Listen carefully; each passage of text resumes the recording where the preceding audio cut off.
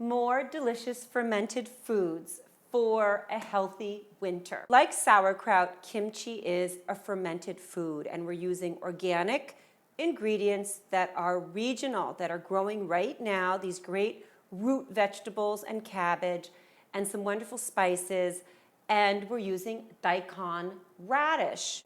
I've already done a video on why radish is such a great food, which you can watch by clicking here. And you can also watch my sauerkraut video by clicking here. This is a great food for tonifying or toning the liver. It's very astringent. It keeps our organs nice and healthy and toned and active. We have our daikon, hot pepper, organic garlic, Savoy cabbage, a leek, 2 tablespoons of apple cider vinegar, about a 1/4 cup of chili flakes, and 1 tablespoon of mineral salt. And I have an apple. Usually you make kimchi with sugar. We're not using sugar here, we're gonna use this apple. Let's get started.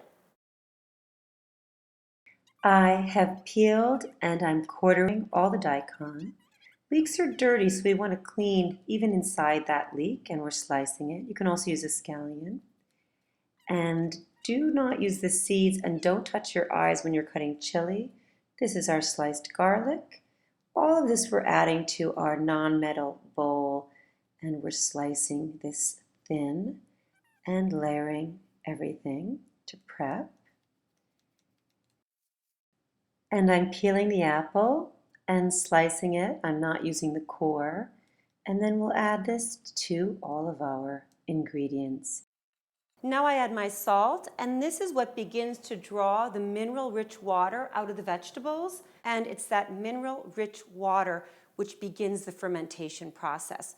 So I'm going to sprinkle this salt with my hands, massaging, squeezing the radish, the daikon radish. Sauerkraut and kimchi are messy. Be sure your hands are clean, your counter surfaces are clean.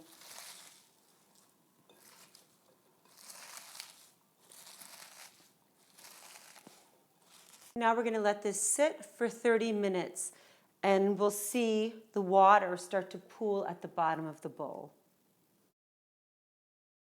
1 hour has passed, and we can see this is reduced in size because the water has been drawn out of it. And if we look down here, you can just see a little bit of liquid.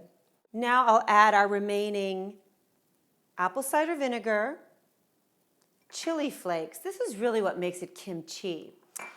And then I have some of my sauerkraut already fermented that I've saved as a starter. So I'm guaranteed to know that I have bacteria starter that'll get this going. Let's take our apple cider vinegar, and then we're adding that. If you don't have a starter, don't worry, it should still start, but always good to keep some starter. And here's our pepper flakes. Really be careful about inhaling that. I don't have a fancy glove. I'm going to use this clean plastic bag because I don't want to get these pepper flakes on my hand, under my nails. As I mix it through, I'm massaging and squeezing and getting a good workout. I can smell the garlic, the red pepper, the vinegar. Okay, let's look at this. There it is. I've made a big mess. And now I'm going to pack this into my jars, and I'm going to pack it into this bowl because it's going to possibly drop. It's dropping. We're going to push this in firm and tight. Pack that in. And then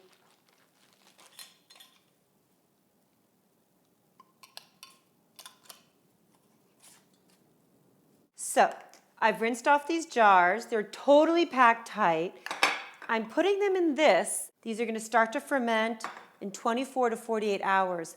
I'm going to put mine in the empty oven, which is turned off and has no heat, so that just the heat of the pilot light ferments them. or you can just put them in the back of a dark cupboard. Daikon, cabbage, kimchi. So after 2 days, I took these out of the pilot and I tapped them and I saw little rising gas bubbles and it looks delicious. Smells good. A lot of people want to come over and eat my daikon kimchi. It's on Twitter, it's on Facebook, personal emails, texts. You know what I say? That's so good. Make your own and let me know how it turns out. Click to subscribe and watch these other videos. Look for the links below.